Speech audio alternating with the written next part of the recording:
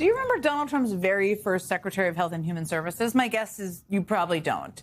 But maybe this is going to jog your memory. The breaking headline from the White House, President Trump demanding the resignation of Tom Price. The Secretary of Health and Human Services is out. He'll be replaced at midnight tonight. It comes after spending hundreds of thousands of dollars of your money on luxury jets. I'm not happy, okay? By the time Air Force One landed, Price was out. Those flights cost taxpayers more than $400,000. Price promised to personally reimburse the government, but only for the cost of his own seat, just $52,000. Was paying back $52,000 in the plane's cost? No, that's unacceptable. Is that enough? No, that would be unacceptable. Unacceptable. He was passionate there. It was a legitimate scandal, even according to Trump. But now he's back in office with a new cabinet, one that is making the Tom Price scandal seem, well, awfully quaint. In just the past week, we've learned that Kristi Noem is flying around at taxpayers' expense on this luxury jet, you can see right there. And Noem is in the process of trying to purchase the jet using $70 million of taxpayer money. And then there's FBI Director Kash Patel. Last year, Democrats demanded an investigation into allegations Patel had used the FBI's $60 million jet for date night with his girlfriend, a Scottish golfing excursion with friends, and a trip to a luxury hunting retreat that is literally called Boondoggle Ranch. Just love that name. Then over the weekend, we found out Patel used the FBI jet to travel to Milan, where he, of course, partied with the U.S. men's hockey team. And now, MS Now is reporting on a new FBI whistleblower who claims that Patel's personal use of the FBI jet actually delayed the Bureau's response to the mass shooting at Brown University. Patel claims he was in Milan on official business, and he has said that he will reimburse taxpayers for any personal travel he takes by paying for the cost of his seat on the flight, which is way less than the total cost of the flights, of course. So if we apply the Tom Price standard, the second administration is taking corruption to, well, staggering new heights. Joining me now is Jon Lovett. He's a former speechwriter for President Barack Obama, co-founder of Crooked Media, and co-host of Pod Save America. And this Saturday, you can catch the premiere of Crooked on MS Now, a new weekly series that highlights the Crooked Media podcast you know and love. Jon, I guess welcome to the family, or it's reunited. It's good to be reunited. I don't know. Either way, it's good to see you. It's great. It's good to see you, too. Okay, so imagine, I was reading, I've been following these cabinet stories so closely. I know you have been, too. It's just absolutely ludicrous. I'm trying to imagine what we could have done with Trump's approach to the use of government resources. Speech prep in Ibiza, everyone. I don't even know what. But the thing I wanted to ask you about is, obviously, Kash Patel and Kristi Noem are really, really bad at their jobs. They do a lot of problematic things. But do you think their behavior is a political problem for Republicans running for office? Is it going to transfer to them, in your view? I think so. I think this is so egregious. Nobody believes that Kash Patel had official FBI business in the Italian Dolomites.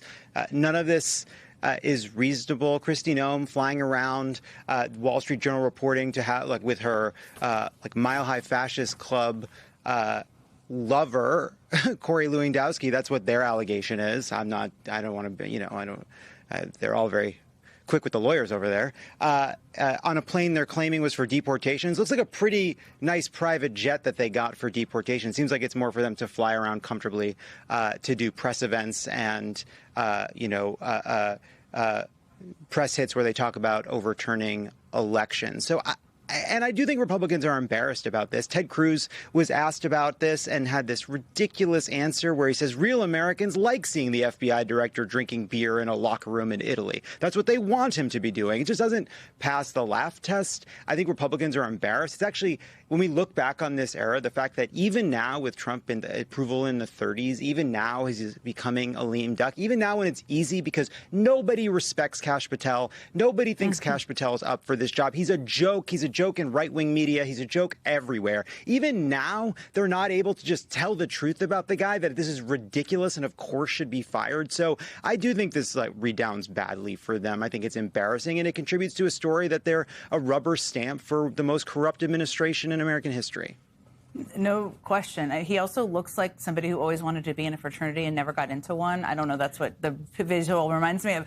Let me ask you. I can relate to that. Some people can relate to that. you know? Well, there we go.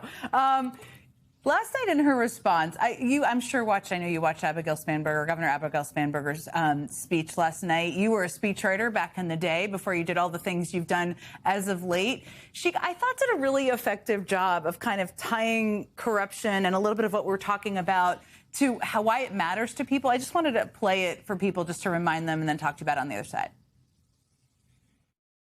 He's enriching himself, his family, his friends. The scale of the corruption is unprecedented. There's the cover-up of the Epstein files, the crypto scams, cozying up to foreign princes for airplanes and billionaires for ballrooms, putting his name and face on buildings all over our nation's capital. This is not what our founders envisioned, not by a long shot. I thought that was pretty good. I wanted to play it for you because I think a lot of Democrats are trying to figure out the right way to tie kind of corruption and what we see is just this disgusting abuse of power and, in all the ways to how it matters to real people. But what did you think of that? And how do you think people should be talking about it?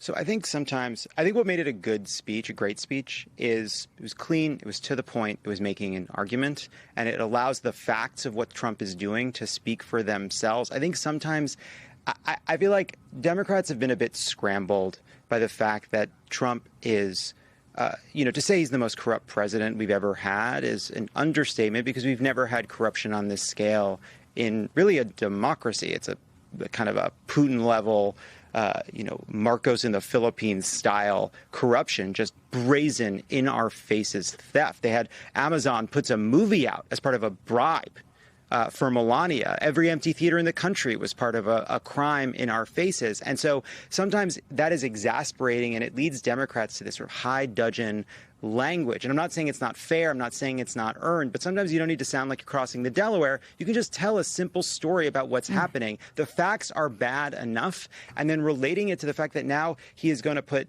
tariffs back on that hit us, that he's focused entirely on his own projects and awards and statues and corruption as opposed to actually solving the problems people wanted him to solve. That is the story. It's the truth. And it's not one you need to embellish. John Lovett, well said, as always. Welcome to the family. It's good to see you. Great Thanks to be for joining here. me. Yeah, thanks for having me. Okay, we have to sneak in a very quick break, but Lawrence has Congressman Ro Khanna standing by. Lots to talk to him about. Don't go anywhere. We'll be right back.